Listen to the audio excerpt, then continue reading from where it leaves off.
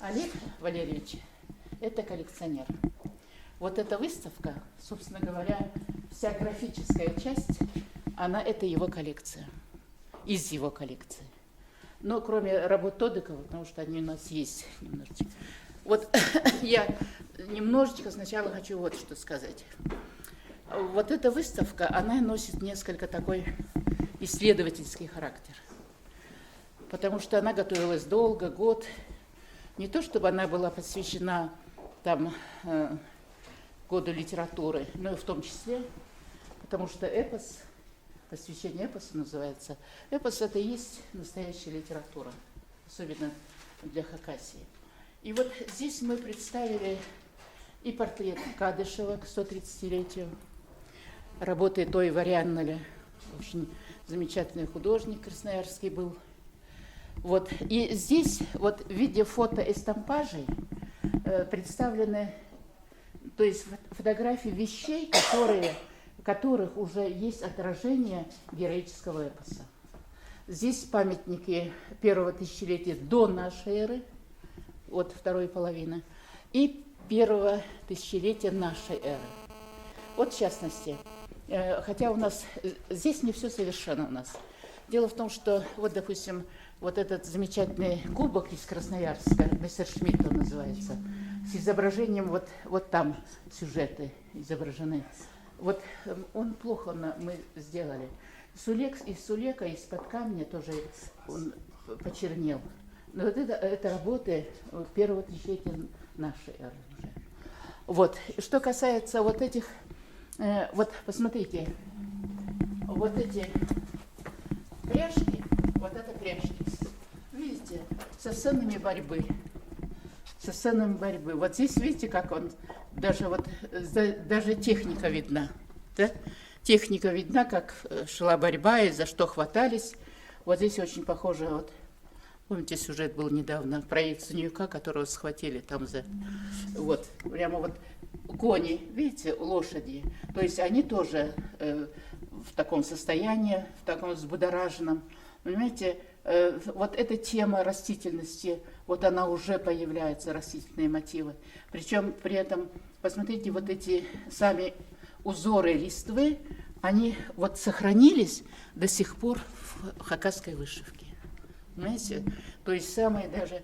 Вот или, например, вот эта бронзовая бляха, вот это из деревни Означенной у нас недалеко, а это из Ордоса. Ордос – это Монголия. Вот посмотрите, как одинаковые. Борьба животных, как великолепно передана вообще пластика, объем пластический, объем тела. Или вот эти узоры, вот эти фотоэстампажи, которые сделаны, гравированный рисунок, это серебряное блюдо из Курлагыша, неправильно здесь немножечко, это Алтай, но это Алтай, который ближе к нам. Понимаете, здесь борьба двух богатырей. При этом я хочу обратить внимание особенно на, посмотрите, какой головной убор. Вот этот головной убор, это три как бы луча или три, это корона богини Май. Вот, скажем, это корона богини Май, вот трилистник, вот посмотрите сюда, вот, видите? То есть это корона, вот элементы короны, они носили вот такой защитный характер оберегов. И вот они, здесь показано вообще, вот они бьются на разных орудиях. Вот посмотрите, вот они уже все, вот эти орудия у них упали, вот они берутся уже за копье. Здесь какого характера лук. Вот, скажем, вот для современных художников, кто работает вообще с этим материалом, это просто бесценное достояние. И костюмы древние. Вот, или, например, борьба всадников. Это тоже из Ордоса бронзовая бляха, но ордосские вещи очень близки к енисейским. Вот, и везде абсолютно, особенно поразительно вот эти копыта, передача копыт, передача каких-то отдельных частей.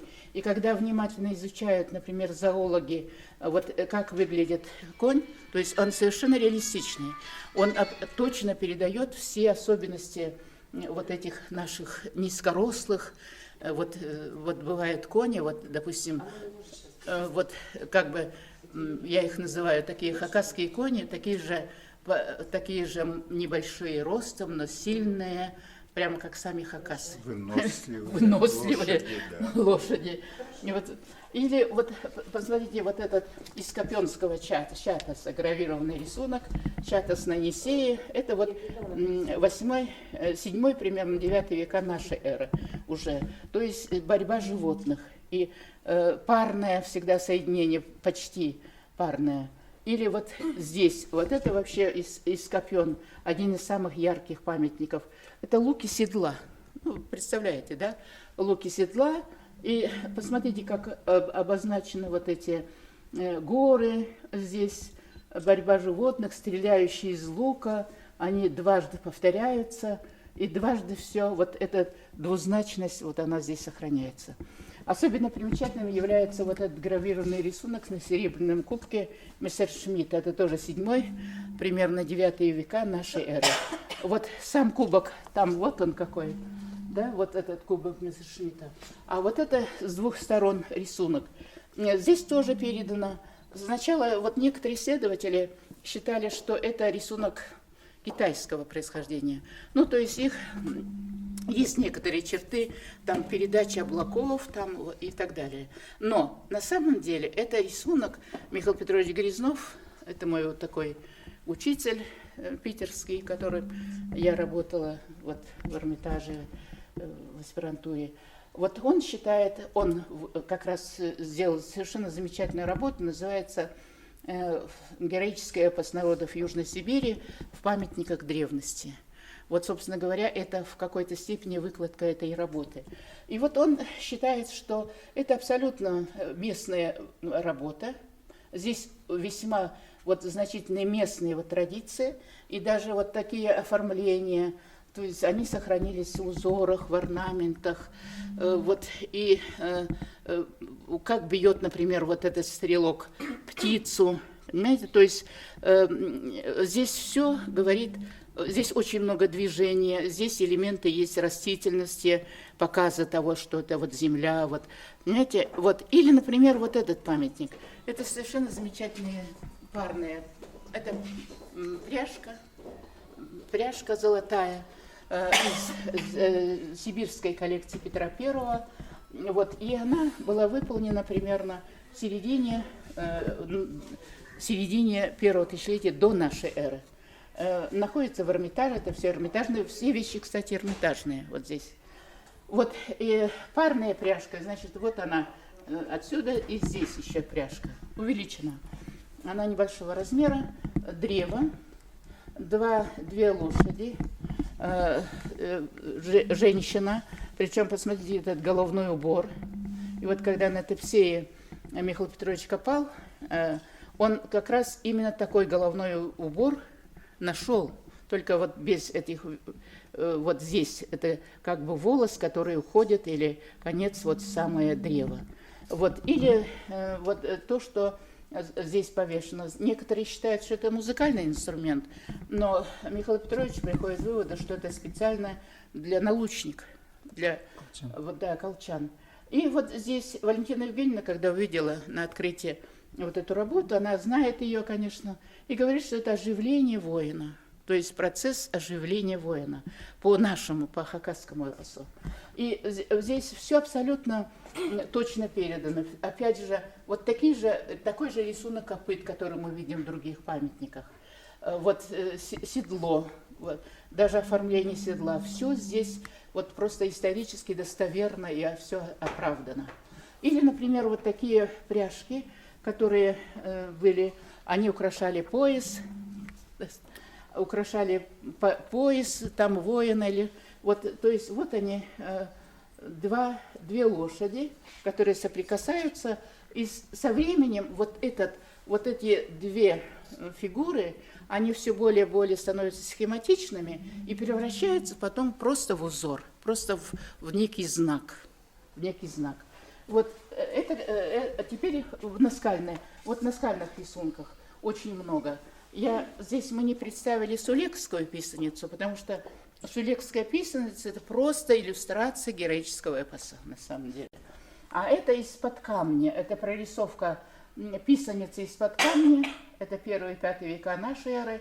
прорисовку сделал Кызласов, и здесь он абсолютно при описании точно указал, ну, то есть он тоже считает, что это сцена героического эпоса, то есть одна из сцен борьбы. Но одним из самых замечательных памятников является вот это 6 этих, господи, боже мой, Юля, напомни мне, 6 деревянных планок, таштыкских деревянных планок, которые реставрированы, но не все еще, реставрированы в Эрмитаже. Это находка и открытие Михаила Петровича Грязнова. А вот такую прорисовку из дерева, причем все это выполнено на березе. Понимаете, прорисовку сделал Лев Баранов, который долгое время работал с Михаилом Петровичем. И вот здесь все совершенно точно передано. И некоторые черты, вот, допустим, вот это изображение коня. Вот такое изображение коня, между прочим, вот сделал специально для нас вот Владимир Толмашов, это учитель, он резчик по дереву замечательный, и вы вот эту его деревянного коня увидите там вот у нас представлено. То есть это точная копия вообще наскального рисунка. И вот динамика вся, вот эти все, вот посмотрите, вот сцены борьбы и костюмы, и посмотрите, какое движение вообще. Вот, казалось бы, и умирающий воин, вот сцены, один убегает, второго ранили. Понимаете, вот это небольшие деревянные вот такие планшеты небольшого размера. Конечно, они были в плохом состоянии, но сама реставрация, вот сейчас прорисовки еще сделанные, вот в Эрмитаже они хранятся, они стараются их сохранить. Вот эта часть выставки фотоэстампажа, это своеобразное такое вступление к этой выставке, посвящение эпосу, потому что о чем говорит вот эта часть выставки? О том, что уже в первом тысячелетии до нашей эры, в первом тысячелетии нашей эры уже существовал героический эпос. То есть самые различные предания о борьбе, сюжеты, которые делятся вот на 3 части ровно. Значит, первая сцена, сцены борьбы животных. Это вот такой настоящий звериный стиль в древнем искусстве. Второй сюжет – это борьба богатырей, противостояние их и борьба, сцены борьбы. И третий – это угон скота. Угон скота – это просто вообще роскошные сцены. Они на скальных рисунках, они есть на памятниках бронзовых, и на вот таких вот вещах, вот такие, как, например, этот кубок Мессершмитта, серебряный, роскошный, который он назван именем Мессершмитта, который и нашел вот этот кубок, и находится он в близ Красноярска, находится в Эрмитаже. И вот теперь мы переходим к той части, которая что послужила, собственно говоря, основой для работы художников. Вот посмотрите, вот с одной стороны это древние мотивы, древнее искусство. А с другой стороны, что способствовало открытию, допустим, появлению вот этой серии великолепных графических работ хакасских художников. Это прежде всего первое издание хакасского эпоса. Вот первое издание хакасского эпоса, вот на этой сцене, вот здесь мы видим с вами изображение, то есть вот все книги, основные книги, где есть сюжеты. Вот посмотрите, это изданные хакнияли. И среди них они давно издавались, начиная там с послевоенного времени и даже раньше. Вот, и Алтнарах, хакасский героический эпос Айхучин. Вот 2 работы, которые нужно особо выделить среди них, потому что они изданы в полной мере.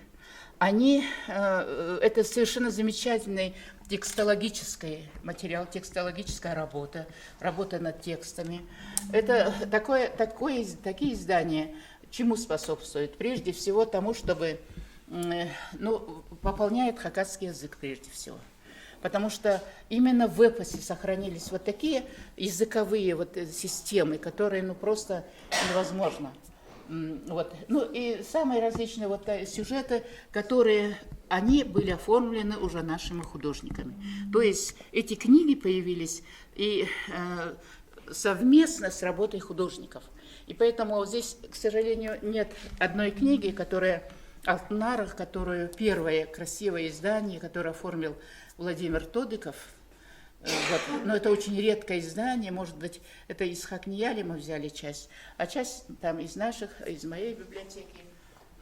Вот. И кроме этого, вот это та часть, которая относится к текстам. Вот для того, чтобы здесь уже как-то завершить, я скажу, вот, посмотрите, в прикладном искусстве, вот, сюжеты, вот не столько из героического эпоса, конечно, нет. В декоративном искусстве это всегда работа по, состоянию, да, которое передает состояние. Вот посмотрите, вот эту лошадку, вот эту именно, вот эту лошадку, это работа Володи Толмашова. Она была сделана к игрушке моего детства в прошлом году, но это полная копия вот наскального рисунка. Полная копия, снаряжение коня, все абсолютно, как лапы, как вот эти, вернее, копыта, вот как они, конь поворачивает там и все такое. Или, например, смотрите, конь-олень, это работа Фитиной, ой, не Фитиной, работа... Светланы Кедриной, художника. Конь-олень. Конь-олень – это тоже мифический образ из, но он сделан очень давно. Вот. И кроме этого, последняя работа. Здесь вот эти красные ленты, то есть, скорее всего, Наталья Фитина хотела их показать как конь-эзыхи, кони, которые посвящались, да, верхним божествам. Они отпускались, они проживали свою жизнь. Конь-батыр, сделано из современных материалов совершенно. Вот. Но это работа, которую Наталья Фитина подарила мне, на самом деле, вот эти все работы из моей коллекции. Ну, естественно, что не может быть хакасского эпоса без Чатхана. Мы в прошлом году делали роскошную выставку Чатхана, где были представлены самые различные виды, самые различные типы, и по форме, по рисунку. Вот Сергей Черков, автор вот такой этих Чатханов. Вот. Но здесь, конечно, дальше мы берем графику, потому что графика является вообще основой книжного искусства. Вот. Именно наши художники-графики, они и первые иллюстраторы, но не просто иллюстраторы, то есть они создают как бы свою картину мифа и создают свой собственный миф на основе того текста, который они читают. И здесь я в первую очередь хочу, конечно, 12 работ у нас есть работы Тодыкова, которые были подарены им еще первому основателю картинной галереи Пронских Федору Ефимовичу. Это сцены в основном связаны, все сюжеты, все связаны с хакасским эпосом. Но это понятное дело, потому что художник иллюстрировал и конкретные эпические сказания, конкретные эпические материалы. Это и сказки, и предания, и так далее. Вот. Но основная часть графических работ – это коллекция Олега Валерьевича Шавыркина. Коллекция шикарная абсолютно. Вот часть работ была им уже оформлена, но мы решили выделить цветом паспорту вот работы отдельных художников. Вот, допустим, Ричард Субраков, 22 числа в Краеведческом музее открывается тоже выставка к 75-летию этого художника. И вот, это из коллекции музея, конечно. У них своя коллекция есть, а у Олега Валерьевича коллекция. В чем вот значимость этой коллекции? Во-первых, эти работы выполнены почти как станковые. Да? То есть это не просто вот такие маленькие листочки, которые были выполнены для книги, вот то, что в нашей коллекции, а это вот уже они носят это станковые работы. И сюжеты, вот, например, если я хорошо знаю коллекцию, хранящуюся в Краеведческом музее, и, конечно, коллекция Краеведческого музея, она менее интересна, нет, не менее интересна, она интересна. Она, понимаете, по значимости, по подходу, вот, понимаете, она может быть, здесь собрана все самое лучшее, на мой взгляд, вот в этой коллекции. И это все-таки уже такие полноценные, не книжного вида работы. Вот, хотя и, то есть все имеет право на существование. У каждого художника, графика свой, абсолютно свой индивидуальный язык. Вот, например, вот возьмем работы Субракова. У него совершенно особое отношение, вот в его работах очень много, на мой взгляд, вот из древних рисунков. Вот, значит, логика, вот подача, вот движение. У него его работы отличает прежде всего, знаете, какой-то необычный ракурс этих работ, ракурс, повороты, вот коня там, вот сюжеты необычайно динамичные. У него всегда там вот птицы, кони, звери, старые памятники. То есть все как бы вот они объединяют этот сюжет и делают сам текст вот этой, допустим, эпоса, то, что он показывает. Он же и совершенно замечательную книгу Баинова иллюстрировал, так ведь, да? Вот как раз баиновский эпос. И вот здесь они, вероятно, очень близки друг к другу. Автор Баинов и художник. Вот что касается Георгия Николаевича Сагалакова, вот смотрите, работы Сагалакова, вот чем они вот для меня лично интересны. Куда я попала? Так, работы Сагалакова. Вот их всегда отличает многослойность. Вот я вам сейчас скажу одно сразу же. Вот с одной стороны графические рисунки, графическая работы Георгия Николаевича, а с другой стороны живописная.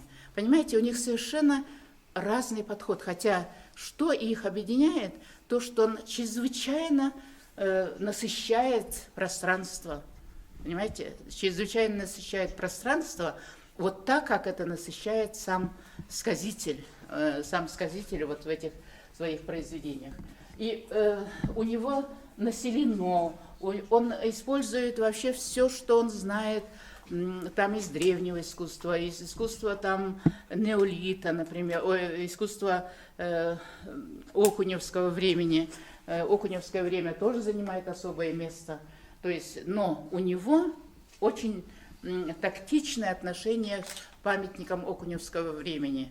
Пусть они иллюстрируют героический эпос, а вот окуневские вот сюжеты, там личины и все такое, они как бы вот являются хранителями вот этих вот сюжетов, которые здесь представлены. Понимаете, в этом отношении вот его очень такое тактичное, необычайное использование вот героических сюжетов. Вот у него совершенно свой особый язык, у него совершенно вот у него свое движение, там вот, допустим, вот растительность, да, у него великолепный вот такой рисунок гор, который очерчен еще каким-то, и вот они покрыты вот неким таким, то, что называли итальянцы сфумато, вот таким каким-то флером. Вот. И в этом отношении он очень многословен, особенно в графических работах. И, кстати, и в живописных работах несколько. Он очень многословен, и это очень хорошо. Вот. То есть он вживается вот в сам текст эпоса и великолепно умеет передать вот этот дух эпического сказания. Вот. Вот здесь вы видите работы Кызласова. Вот они вот здесь, вот хан представление. У Кызласова другой язык, у него совершенно, то есть это совершенно разный подход художников, графиков, работавших в одно время, работающих и сейчас в одно время. Но, понимаете, у них совершенно вот другой, у каждого как бы свой мир. Мир очень богатый, очень... И что меня всегда привлекает вот в их работах, вот последняя серия, которую Кызласов, это не здесь, там, по-моему, серия «Хомос». Вот он недавно совсем вот эту серию начинал работать над этой серией. «Хомос», то есть в образ вот этот овал хумуса деревянного, он сумел включить, понимаете, вот содержание самого эпического сказания. То есть это очень оригинальный, очень интересный подход вообще ко всему этому. Он тоже очень интересен. Посмотрите, у него все имеет смысловую значимость. Вот у него движение еще более, даже, вот понимаете, оно более даже,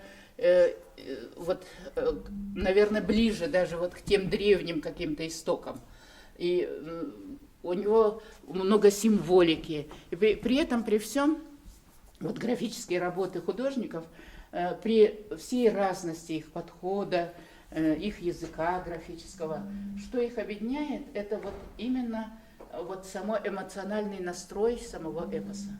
Вот, и в то же самое время я могу сказать, что и древние памятники, которые я вам показывала в фотостампажах, и работы художников, вот что является объединяющим вообще всю эту выставку. Вот это, понимаете, вот передача вот этого эмоционального накала героического эпоса. И вот этим они интересны. Вот теперь я хочу вам вот перейти вот туда, на ту сторону, и хочу показать живопись. Вот живописные работы Виталия Козласова. Становление, зачин в эпосе. А зачин всегда это что? Это все начиналось с сотворения мира, как мир творился, как рождался этот мир, как рождались там. И вот у него это всегда как зачин, вот живописный такой зачин. Вот я считаю, что это очень интересный подход. Вот работы Георгия Николаевича Сагалакова вот на этой стене. Вот посмотрите, вот работы, есть работы, которые прямо вот по сюжету, там «Белые всадники». «Белые всадники» это вот по-хакасски слово «ах» это значит священный, «ах» это чистый. То есть вот сам образ, вот само слово, значение слова, оно очень богато. Вот, но у него есть сюжеты, они тоже, здесь и картины, природы, и вот посмотрите, какая тонкая игра вообще вот цветовых нюансов у него в работах. И вот особенно хочу обратить внимание на вот эти две работы: «Рождение тайги», рождение города, степи. «Рождение степи», да.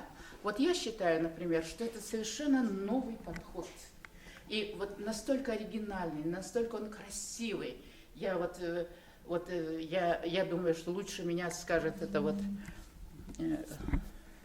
Юлия Кустова.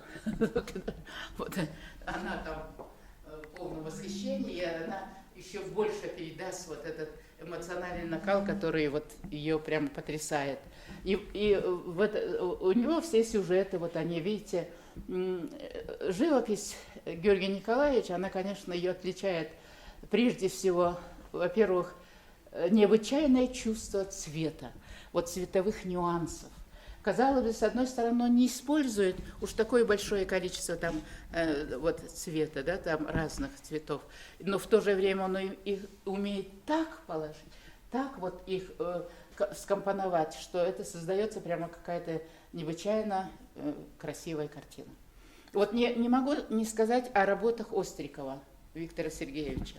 Вот посмотрите, на первый взгляд кажется, что он иллюстрирует Алтнарых, но эти иллюстрации Алтнарых, понимаете, человек внимательный, конечно, в них увидит, что это рисунок, это работы художника, который не знает хакасский язык. То есть он переносит, понимаете, в чем достоинство вот этих работ? В том, что он эпос хакасский делает всеобщим достоянием. Понимаете, каждый же видит так, как он видит, как он это чувствует. Он это видит, вот крылатый конь, например, чисто такой русский народный образ, казалось бы, да, в алтнарах, вот каких-то нюансах, в том, как стреляет вот стрелок на коне. Понимаете, вот в самой пластике вот чувствуется его школа, его манера работать. Но при этом вот самое, что интересное, то, что он, вот хакасский эпос, понимаете, он делает как бы всеобщим достоянием. всеобщим достоянием, то есть это может быть во всех эпосах. Понимаете? И хакасский эпос таким образом включается в систему вот таких универсальных великих творений. Вот я в этом вижу особенность его представления. Кроме этого, здесь у нас есть работы, которые, спускающиеся с гор. Это сюжет, написанный Надеждой Кобыльцовой по поводу спектакля, который на природе был однажды показан на Турбайраме. Там с костюмами, там с невесту украдут и все такое. Ну вот у ней тоже очень оригинальное видение. В трудах, там работах Ощепкова, как зовут, Татьяны?